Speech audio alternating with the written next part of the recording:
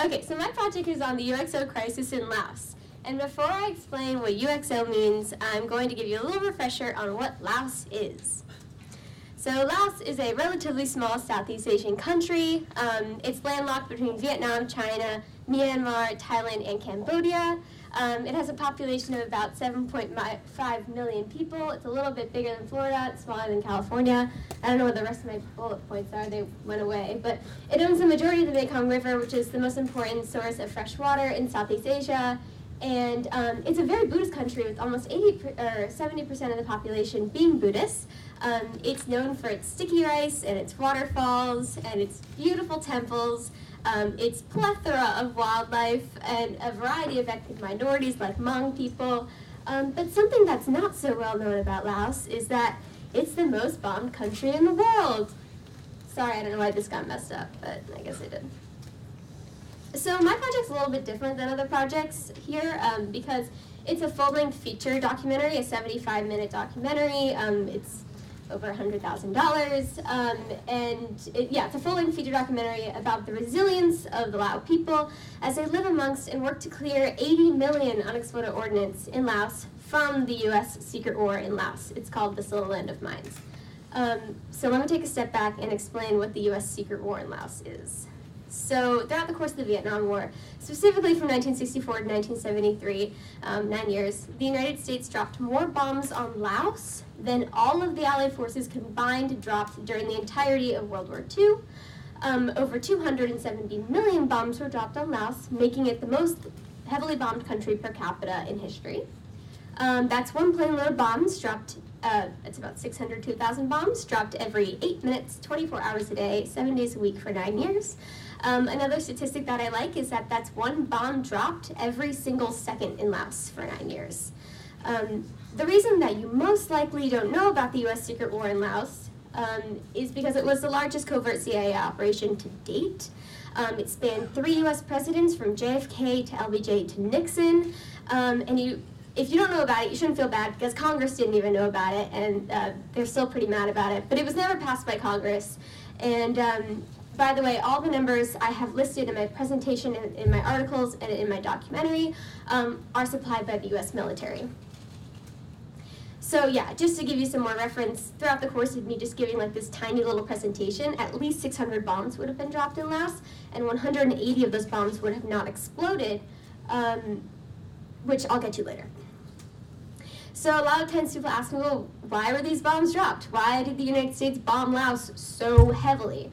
Well, there's 2 reasons, and you can basically categorize them by 2 geographical regions of Laos. So in central and southern Laos, those bombs were dropped along the Ho Chi Minh Trail. And they bombed, obviously, Vietnamese soldiers going to the Ho Chi Minh Trail, and they bombed villages, rice paddies, and caves, because the Lao villages, basically during this 9-year period, there's like a lot, like thousands of caves in Laos, and they all fled to go live in these caves.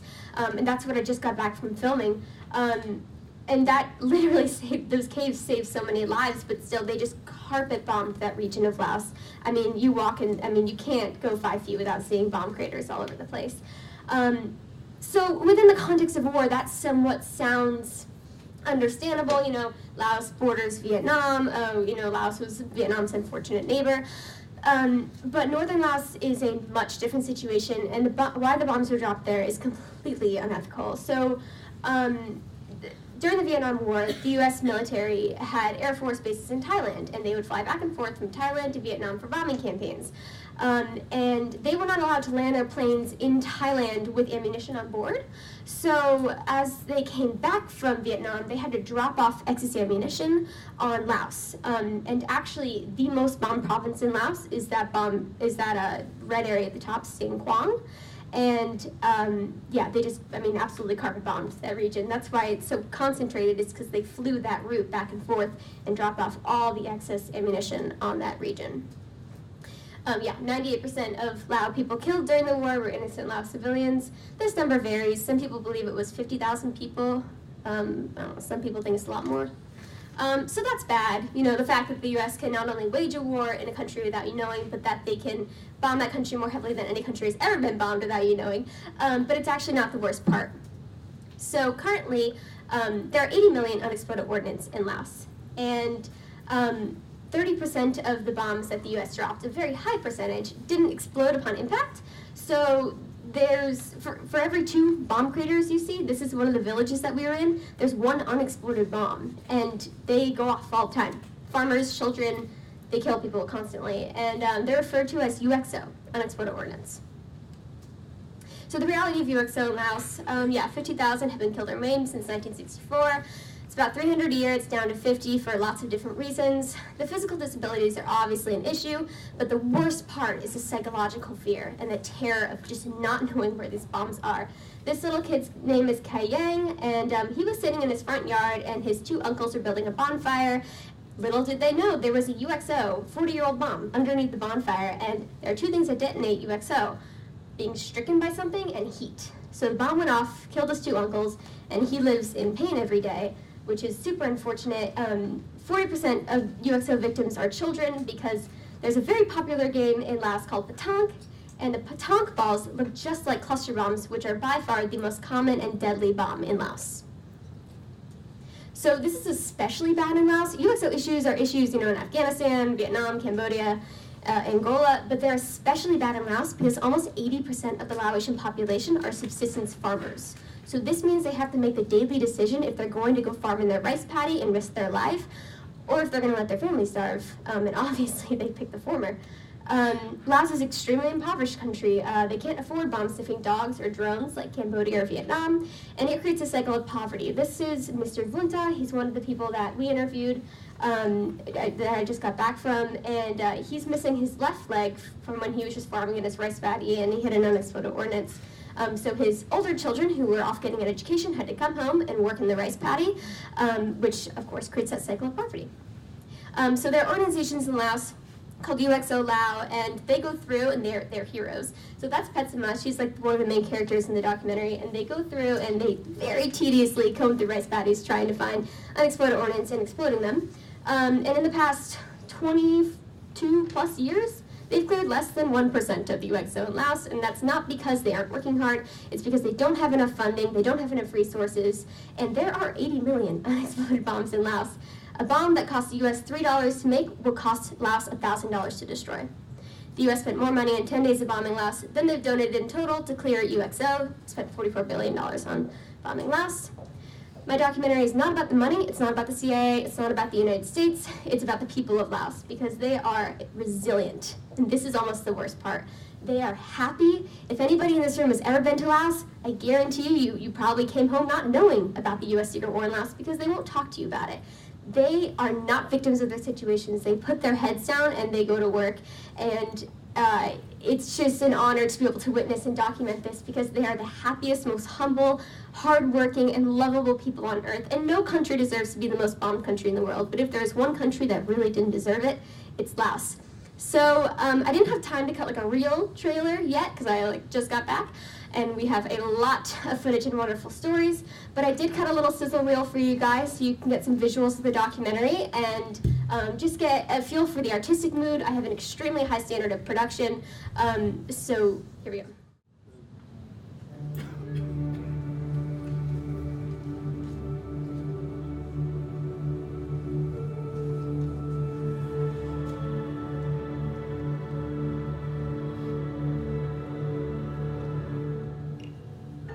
Obviously, Laos fell into communist hands. It was increased the danger along the northern frontiers.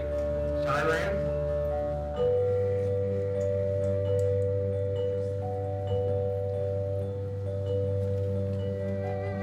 There are no American combat forces in Laos. We have been providing logistical support and some training.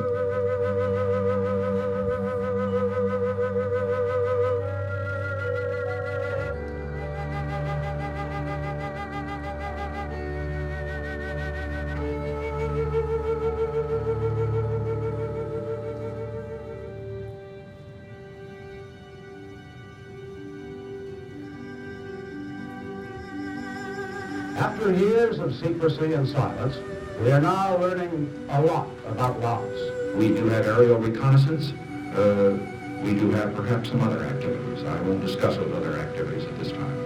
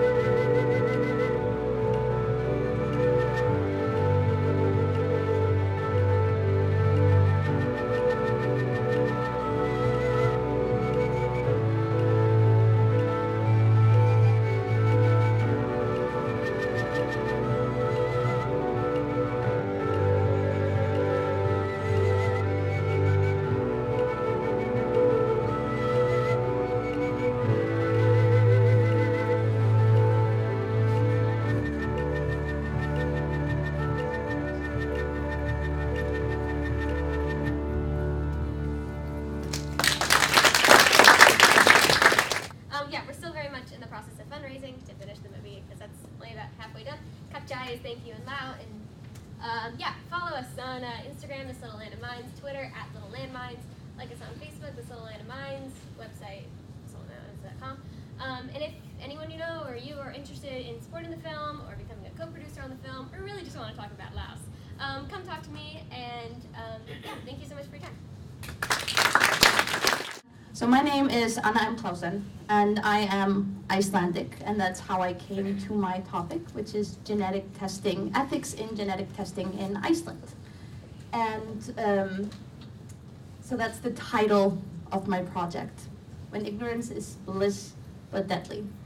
And so I'm gonna also start with a question, but nobody has to answer it. Answer it for yourself and maybe keep it in mind as I go through what my project is about. And the question is, if somebody knew that you had an elevated chance of getting sick, would you want to know about it? Would you want that person that knew that you could get sick to tell you?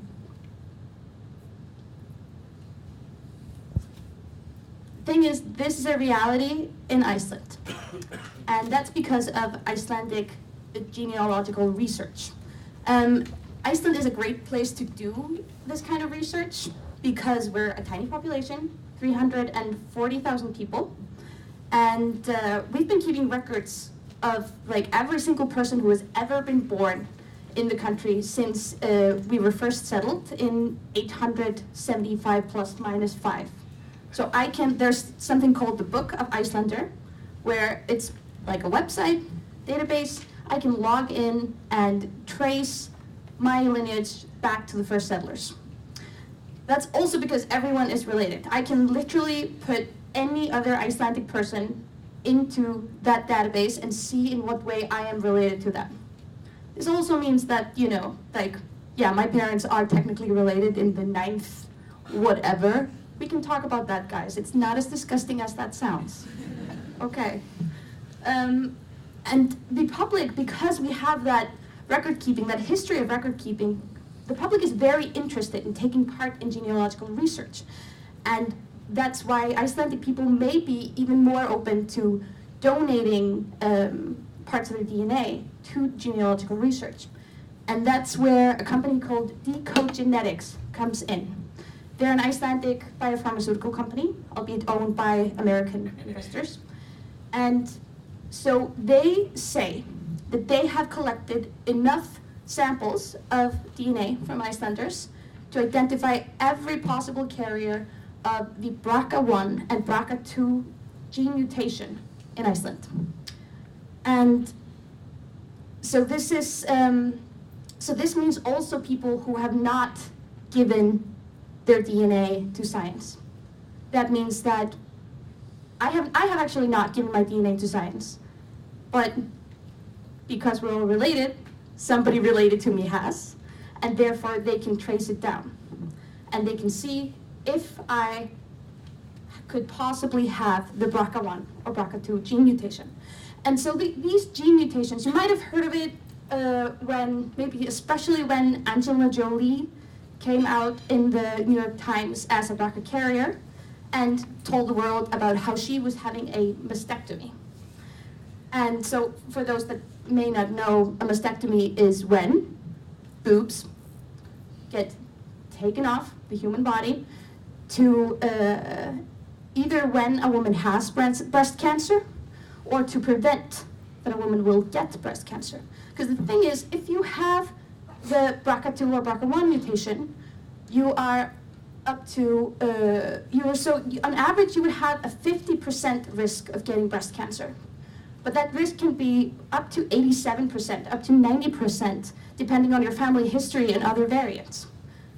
So there's a good reason to get to know if you have the BRCA genes, because that would mean if you know, you can do something about it.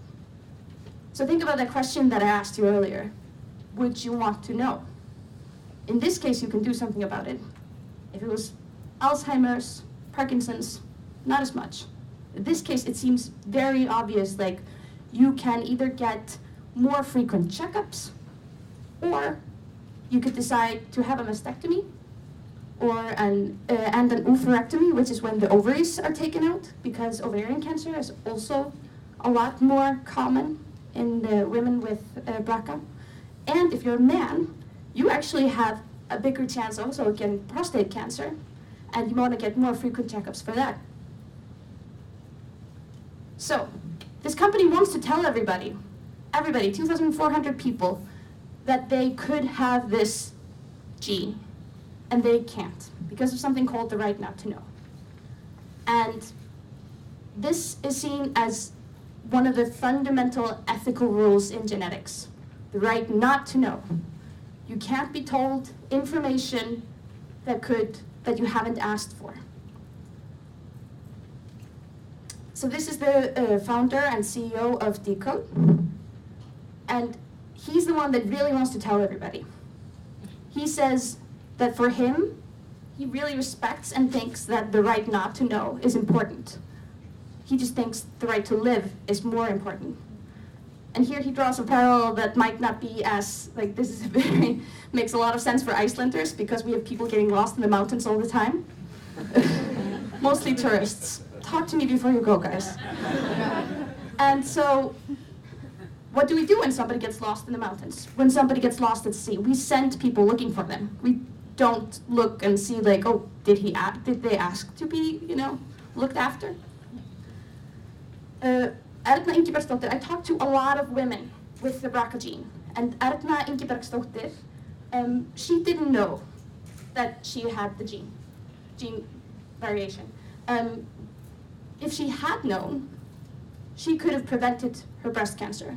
She could have gotten checked more frequently, and therefore it would have been caught earlier, and maybe the treatment wouldn't have been as bad, because she went through hell. Cancer treatment really is a terrible, terrible thing, even if it is life-saving. But she said, even if she could have prevented it by having that mastectomy, that knowledge would have changed her life so much, because maybe she wouldn't have had her children. And her eldest daughter actually is 23-year-old. She hasn't gotten checked for the BRCA gene yet, because she's not ready to make those decisions that come along with that knowledge. And this is something that the genetic counselor at the university hospital is very strict on. It's not the right not to know. It's the right to know when you are ready. It's the right to make, because that's something that nobody can know for you. Are you ready to know this information? Íris Katrín Barkadóttir, I know the names are weird, I know. But she waited 10 years to know. Her mother had cancer and died from cancer. And when she is 20 years old, her mom tells her, my doctors told me that there's this gene. I might have it. I don't want to get checked for it, but you can. And Íris doesn't want to. She doesn't want the burden that comes with that knowledge. So she doesn't think about it for 8 years. Then she decides, okay, I'm gonna get the test, but not yet.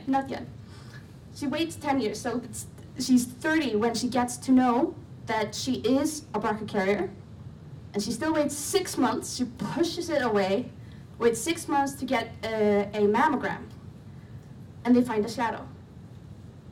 And for 24 hours, she hates herself. She says, why didn't I get checked? Why didn't I do it earlier? Why didn't I? Or why didn't someone force me to? So at that point, she thinks the same thing. She thinks somebody should have made me do this, I'm gonna die now.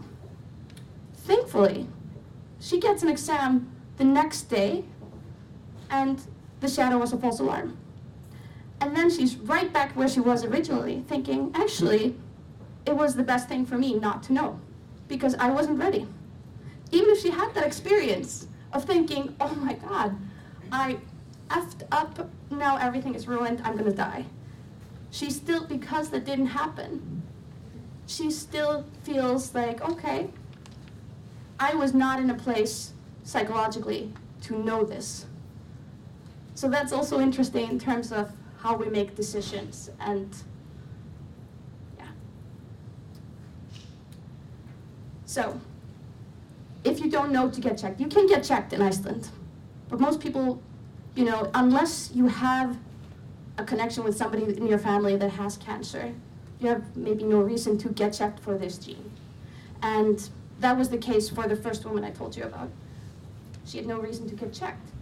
And that's why people are pushing for a solution for an easier access to this information.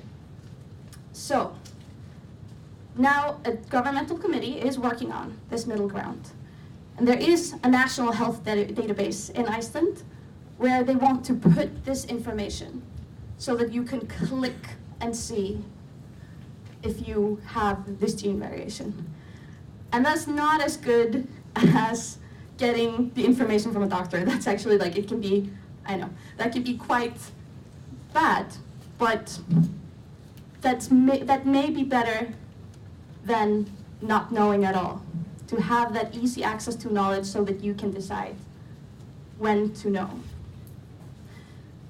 Yeah, thank you guys. Hi everyone, my name's Patrick Reilly. I'm a very grateful student fellow from the University of Chicago, and I am taking us to the third continent of this panel to talk about public transportation in Tijuana. So this is a picture I took from a pedestrian footbridge not too far south of the US-Mexico border. I have counted 5 different bus companies in this picture, and this is just a small taste of the very convoluted transit system that people in Tijuana have to deal with. This is a map produced by a local data mapping nonprofit. Each color indicates a different route. Here are a few facts on the overall bus system in the city.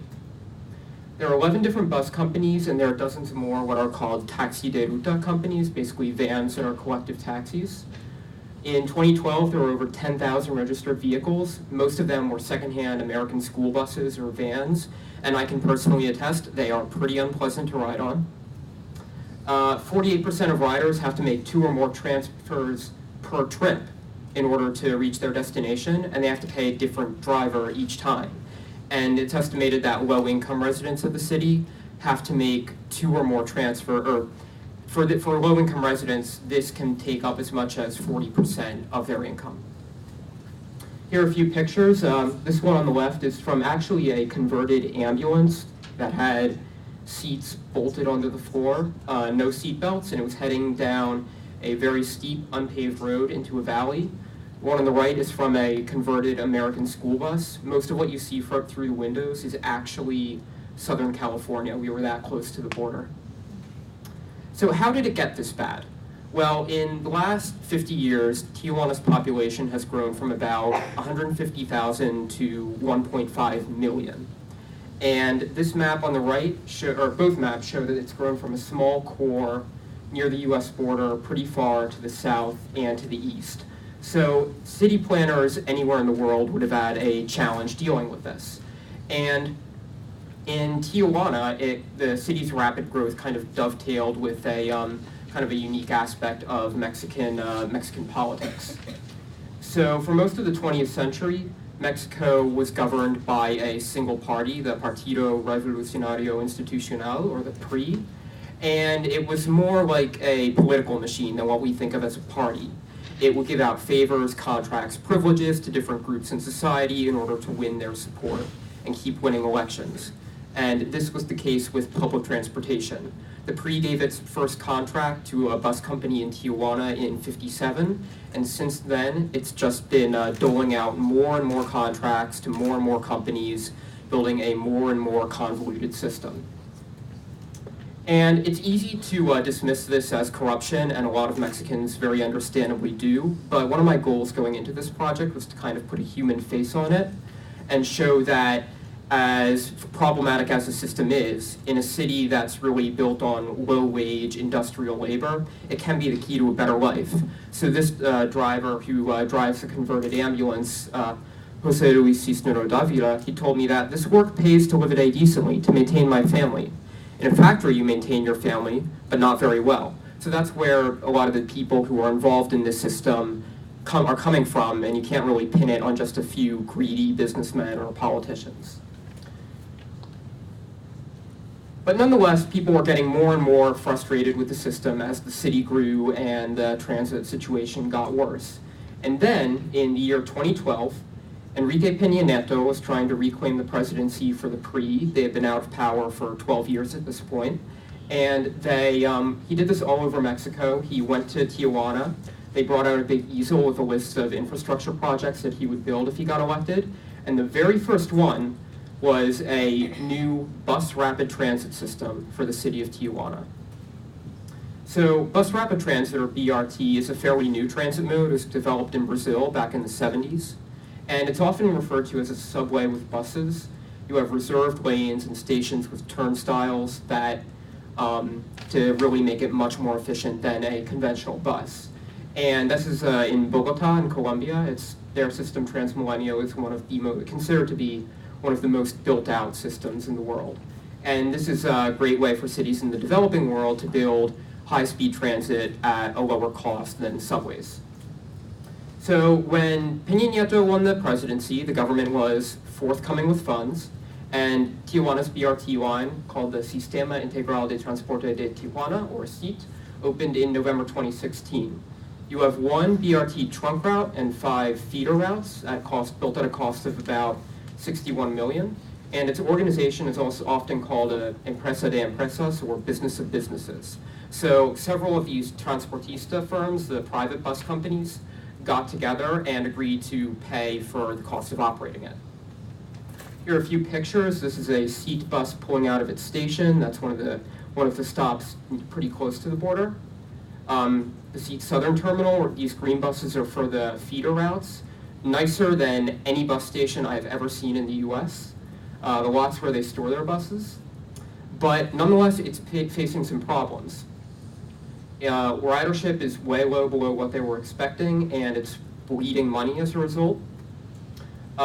It has pretty limited coverage compared to existing buses. I had to walk several blocks, to get to the SIT line, but there were buses from secondhand American school buses running very frequently right outside my apartment. A lot of the stations are pretty heavily vandalized, which may or may not be related to competition from existing bus companies. This was a bus from one company, Azul y Blanco, that I caught in the act of cutting into the SIT's reserved lane. And also, it's incomplete. This is the station. I took this as I was leaving. It's only a few yards south of the border. But you can see there's no turnstiles. You have to pay when you get on, which kind of makes it less efficient than promised. So what do locals think about the new system? This is what I had come to research. This gentleman, Jose Mendoza, says he liked it a lot. He can't drive because he has vision problems, and he thinks it's a great system. A student I spoke with, Vanessa Conde de las Fuentes, she likes it, appreciates that it has Wi-Fi. This guy is an environmental activist, and he pointed out to me that it does take up a lot of, it is a little bit pricier than the existing bus companies, so if you're, again, a factory worker, you have a pretty strong incentive not to take it.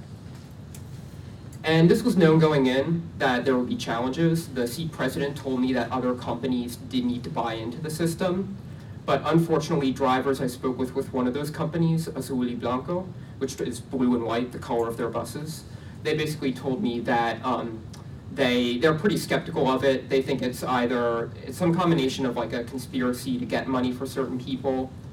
And then this guy who's inside the system, he thinks that these companies that aren't getting in, they're not thinking about the future, and they're part of the problem. So yeah, this guy, Garlo David Gutierrez, one of the SIT's planners, he knows that it's challenging, that you're trying to fix a structural solution, a really deeply ingrained structure, but he knows that it's difficult, and it's understandable that these people are very skeptical of switching on to this centralized transit mode that's pretty a departure from what they're used to. And since I returned, protests and vandalism and whatnot has been ongoing. So this high-tech system hasn't really been able to solve the deeper structural problems behind public transportation in Tijuana.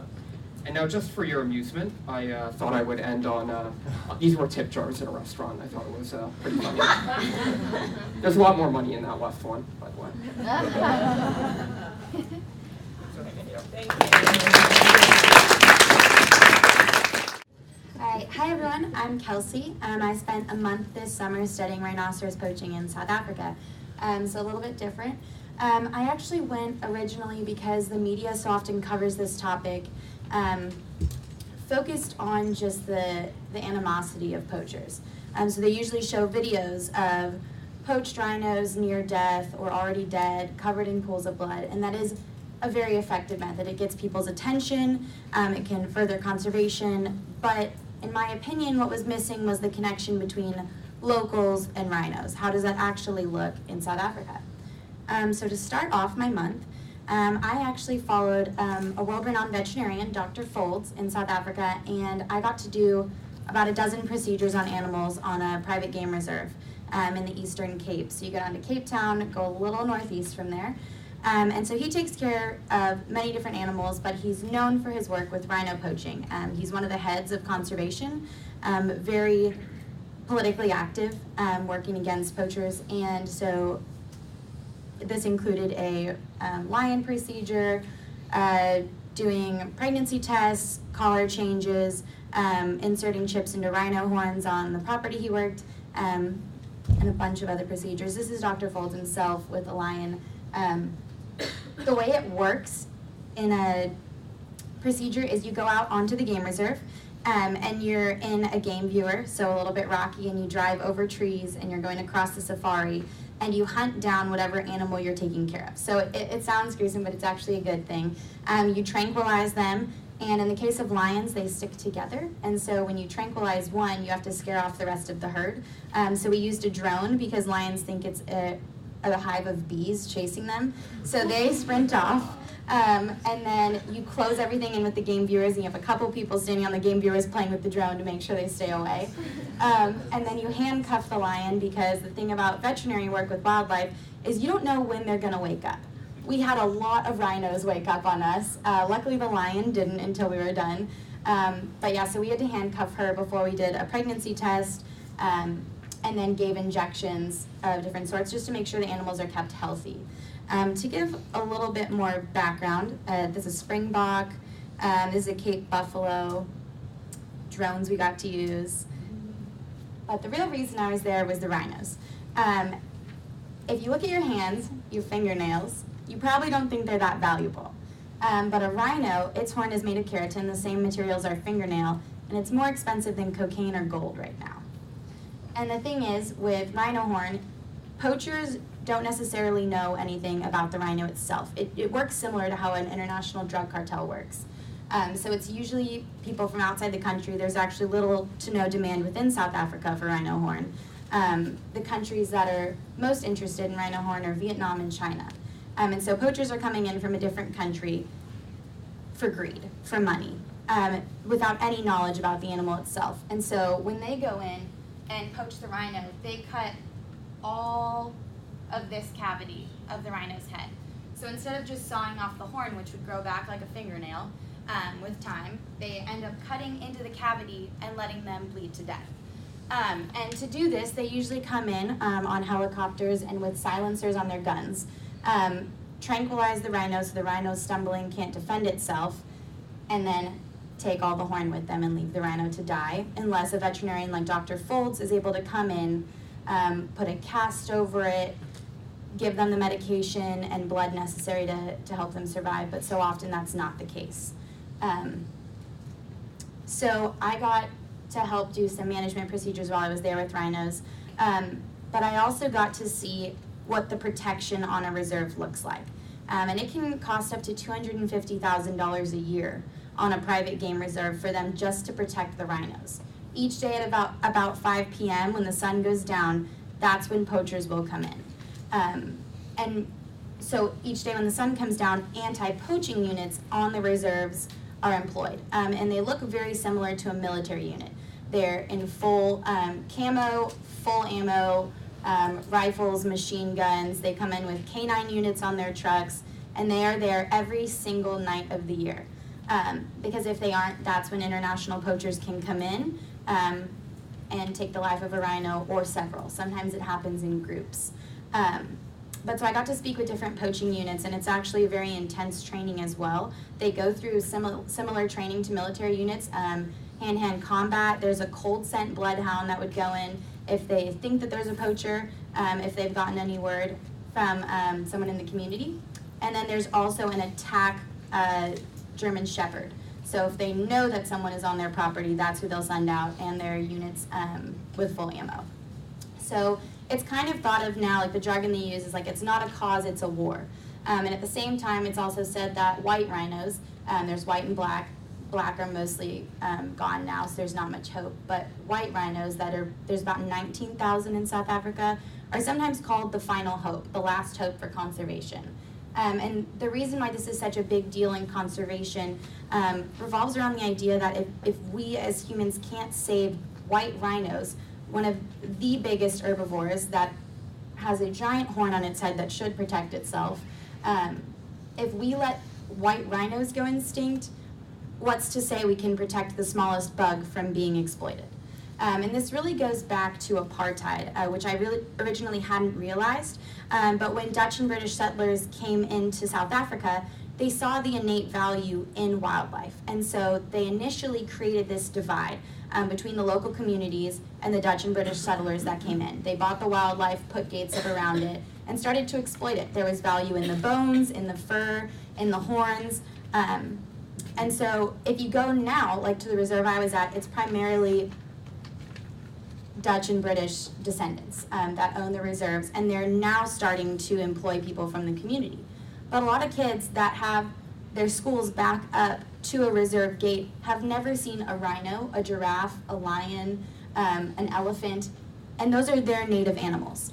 So it's this really interesting divide between the two, and the stance that I took for all of my research is that if they want to win this fight of conservation, if they want to protect the rhino and be able to protect other wildlife, they really need to work with the communities and fix the divide that apartheid originally created.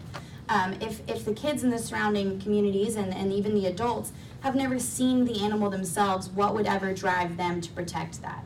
Because sometimes poachers will come in and they'll ask someone in a local community, hey, I'll give you $100,000 if you can tell me where this rhino is located on the reserve.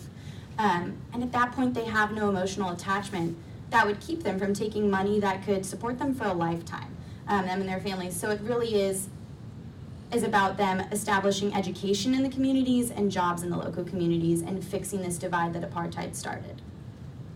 So a few more pictures. Here's the canine unit that I worked with. This is Belle. She was really sweet and kind of cute. The rhino and dog are friends. So the rhino actually didn't mind at all that the dog was licking its horn. Kind of cute. This is another rhino. So this was right after she stood up. And then I'll just play a few seconds of this. Not a videographer, so it's not super incredible, but it gives you a better idea of what this looks like. It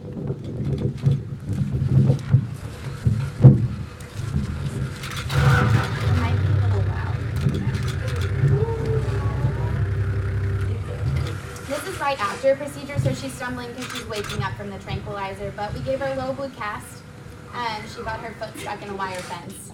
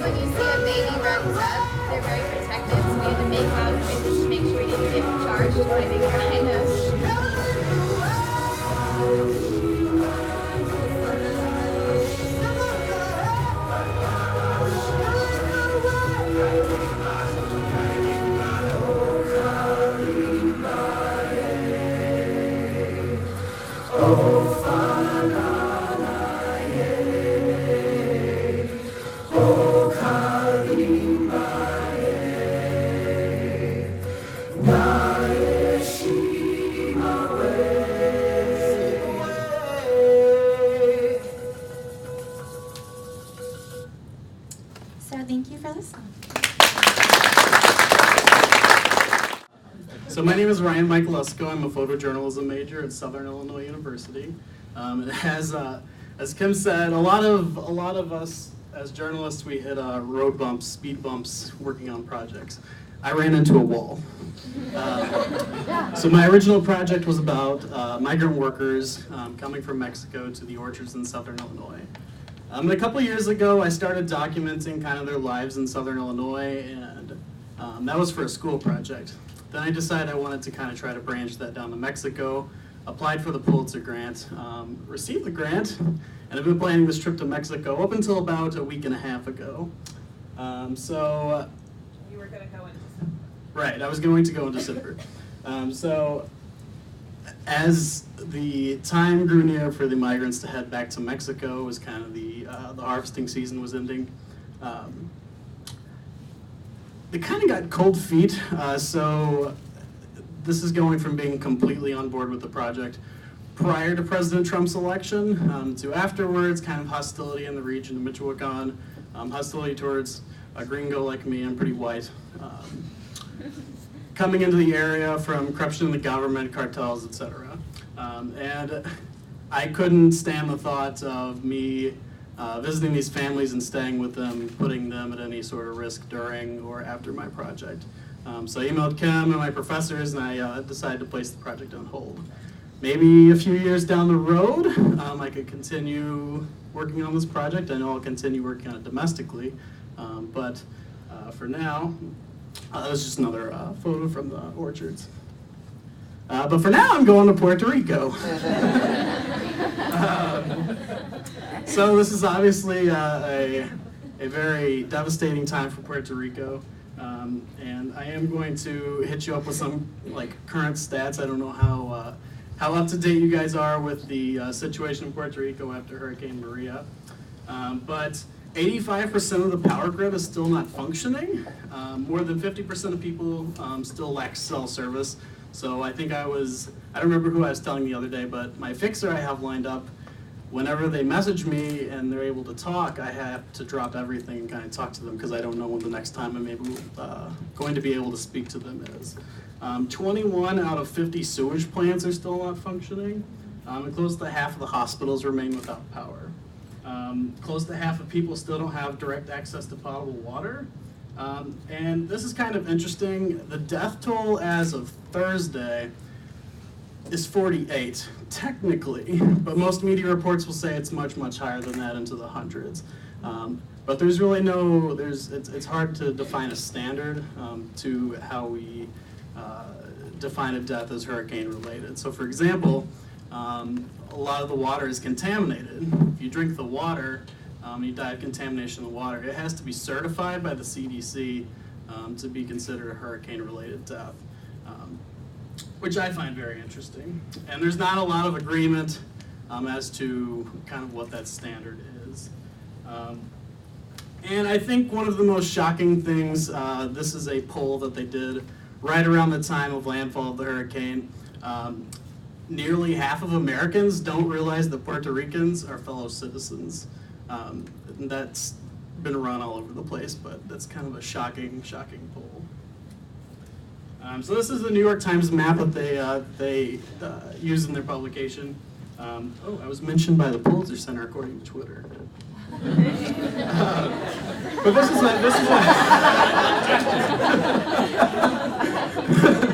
this is a very good illustration of the path of the hurricane. So the red line that runs across the center of Puerto Rico is the path of the hurricane.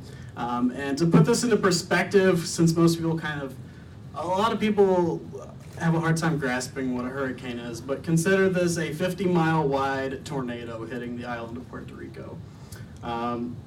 So my project, right now what I'm planning to do is I'm going to fly into San Juan, which is kind of in the northern coast in the eastern third. I'm going to fly into San Juan, that's where my fixer is based. And then we're going to travel down the eastern coast to Yabucoa, where the hurricane made landfall. In Humacao, which is a city of about 35,000 people, is one of the smaller cities kind of in that eastern area. We're going to spend a little bit of time there and sort of follow the track of the hurricane inland. Though we're going to kind of have to zigzag around because a lot of the roads are still closed. It's hard to, a lot of the inland doesn't even have roads that go to it.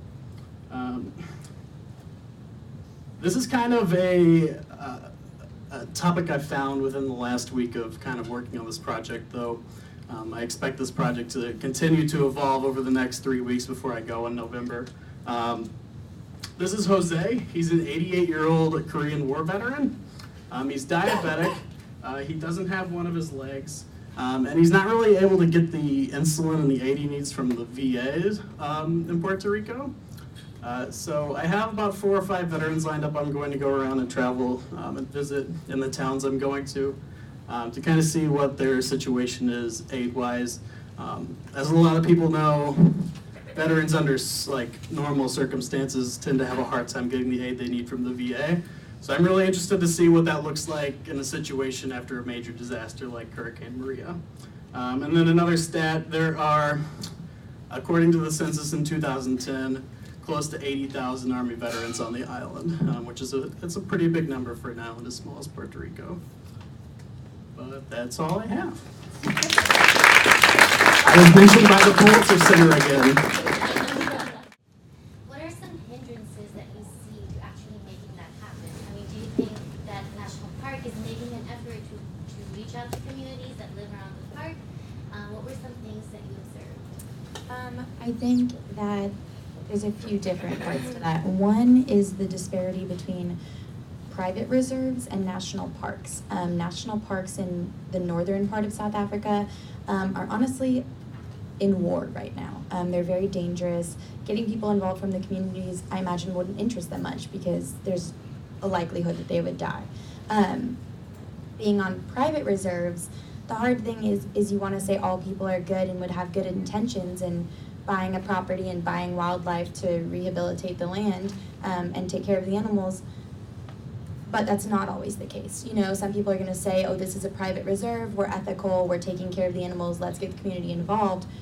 But on the side, maybe they're selling some of the animals or partaking in trophy hunting or different activities. So it's just really hard to regulate, and right now the country has so many issues that I think the communities have their own limitations in general, that it's going to take a long time for them to create a good, sustainable, healthy relationship between the two. Yes. My question is for Erin. Before anything, I just wanted to congratulate you because the cinematography is beautiful. Thanks. Your passion for the project is really awesome. But Yeah, I was actually going to ask you about, clearly there has to be more people working in this project with you. How has this production process been, and what sort of team do you have? Yeah, I don't know if this is working. Oh, it is. Okay. Surprise. Yeah, so from the beginning, the most important thing to me was hiring a local crew in Laos. I didn't want to bring a bunch of Americans over and then demand all this stuff from Laotians. I knew that Lao people were going to open up to Lao people. There are 2 video production companies in Laos. I found one in Luang Prabang, and they're fantastic. They had actually just wrapped on a project for National Geographic. They were super friendly from the beginning. They were very supportive. And yeah, so we basically were this like ragtag team. I like Instagrammed a picture of all of us, and it's me, an American girl, a very tall French-German expat who was a DP. He's responsible for all those gorgeous shots. A French-Canadian line producer, a Hmong Lao co-producer, and we had another Lao just like translator and PA, and then we had to bring a government official with us everywhere we went, and we were all in a truck. In the back of the truck is all the gear. So that was kind of our little ragtag team, and I think it worked out really well because I came in with directing what needed to be done in order for this to speak to an American audience. My target demographic is 18 to 35-year-old Americans, but having a Lao co-producer made it easier for our project to be authentic and to be real and to give Lao people time to tell their side of the story. I don't know if that answers your question. Can I just follow up on that, Erin? I mean, what you're describing, I have the feeling it goes beyond the Pulitzer grant. Oh, yeah. So talk about the fundraising. You mentioned a big number, $100,000, and you're already, given the team you just described, significant investment. How did you do that, and what's the plan going forward? Yeah, so like when I found out about the issue and like I rigorously researched it for like months with an academic program on behalf of American University. We went on this research trip there, and like I came home and I was talking to somebody earlier, like I felt a duty. Like I was like, I just completed years of film school, I just witnessed something, and I can't not make a film about that. Like I cannot live the rest of my life without making a film about that. And something that was really important to me was not like, I don't know how else to say it, but I didn't want to half-ass it. Like I wanted to make, I didn't want to make a 20-minute documentary that, you know, that I could make. I want to make a real, intentional documentary that covers all of the topics, and that when 18 to 35-year-old Americans watch it, it will make an impact on their lives, and hopefully we can help Laos, because it's been 50 years and they've been waiting very patiently. But yeah, the scope of the project is huge. It's a 75-minute documentary. I literally like bootstrapped, I like scraped money to be able to do this round of production. And now I'm back to scraping money again because we have the second round of production where I want to go to northern Laos and capture those stories. So that's probably going to be like another, $25,000. And then post-production is very expensive too, because I want to have beautiful color correction and a gorgeous score composer, and make the film look really good, because they deserve to have a really good film made about this. But you've raised some money, it sounds like, already. So just how have you done that? So Yeah. How big is the commitment so far? Yeah, so I raised around $25,000. I put some of my own money in. I got a few individual, like private donors to donate a few $1,000s. I ran an Indiegogo that raised about $7,700, got the grant from Pulitzer, and all of that coming together, it was about $25,000, and that was enough to do this first round of production. Okay, Brian, did you have a... What was the role of the government official that traveled with you? Okay, so that was kind of funny. His name is Kam Ai, and he's this like tiny little Laotian dude. And I was kind of scared at first, because I was like, oh my gosh, Laos, for those of you who don't know, is a very communist country. You wouldn't know, because most of the country is very rural, and like they don't know they have a government. They think they're just like living in their villages and never been outside of their villages. But he basically was supposed to come with us the entire time and regulate what we did. So the only thing he did the entire time, though, was suggest, hey, maybe you could go over there and get a shot of her walking down there. And he started to get kind of involved in like the filmmaking process. But no, he was really cute, and he didn't like regulate, and we became really good friends. And he didn't speak that much English, but the only thing he told me was that I couldn't say Ho Chi Minh Trail, and that was the only censorship that I got from him. So, yeah. And people were more likely to speak to us because he was with us, which I thought was going to be the opposite. But we walked into a village and we spoke to the chief of the village. If he wasn't there, they would have been like, no, we're not going to talk. You're an American. Like we'll get in trouble if we're talking to you about the secret war. But he was like, no, they're legit. Talk to them. And that was great. Questions on the other projects? Yes? without trying to justify, hurting rhinos, I'm just curious how often do poachers know that they could take their horns without killing them? I mean, it just seems like this obvious thing that they should know, and it wouldn't justify, going in there and poaching. But I'm just curious to know, what kind of education is surrounded around that? A very shallow, short. I'm not working anymore. Is this word? No. I'll speak loud. I'm They might just be loud. off. It's kind of a short answer, but honestly, greed, which is really sad because the horn is very loose. Like, you can play with it and it wiggles around, and the rhino is totally fine with it. But the thing is, within that kind of like muscular, soft membrane, I mean, just like with your fingernail, a little bit goes deeper, right? So it kind of, the growth of the horn and the keratin that people want continues and grows closer towards the bone. And so when poachers come in, all they care about is the money. It doesn't matter to them the life of the animal or even the people behind that animal that care about it and that it means something to. To them, they want every last bit of that scrap they can get, and if that means cutting the bone, then they're willing to do that. Other question? Another question go ahead. I had a question for Patrick. You mentioned that there were protests after you left, and I'm just wondering if those have been covered. Not by the American or foreign press. All of the notifications I've gotten on my Google work have been from Mexico. I had a question for Anna. I'm curious about how big an issue this is in Iceland. Is this something that's all over the media that people are talking about? Are families divided about it? Or how much conversation is going on about this? Yeah. So, like I said, is thought to impact 2,400 people that carry the gene, and that is about just under 1% of our population. So it is a huge issue, but it's been kind of tackled in a way. The man who's the CEO of this company is a very powerful voice in society, and so it's very easy for him to throw out all these other people that are saying no to us doing this, just don't care about your lives. And so that has been kind of the conversation, because it is very sensitive for those women that have gotten cancer and look back and think, oh my God, somebody could have stopped this. For those that have the gene or think they might have the gene and don't want to know, to jump into that conversation, it's hard. So, because if they say, well, actually, I don't want to know, and for them to talk back to it, that would seem as fighting for somebody not to save their own lives. So the conversation in Iceland is very one-sided. It's been big for a while, only on that one side.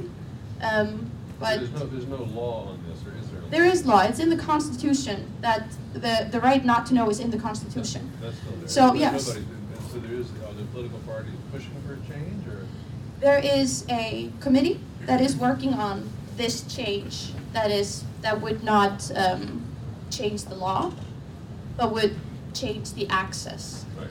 And so, but it's really hard to figure it out. It's really hard to come to a common understanding because people have such big opinions on either side of this. Hopefully this committee will be able to keep working on it, because our government actually just collapsed after only 9 months in office. So this committee is actually, as with everything else currently in our political system, is in a bit of an upset. But it's been years, and it seems like the solution is actually very simple, just to put it in a database. But this is where bureaucracy comes in, and politics, and it's messing with people's lives, and that's very, very sad. Yeah. Thank you.